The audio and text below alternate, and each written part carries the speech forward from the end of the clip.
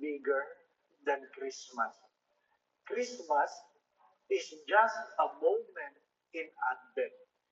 Even though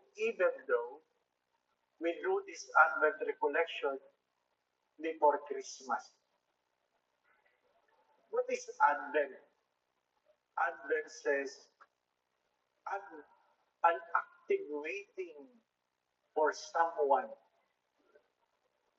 For John the Baptist would say, it is a way of preparing for someone who will come. Saint Bernard of Clairvaux defined Advent in this way. Advent is about the three comings of Christ. The three comings of Christ. The first coming when he was born, the second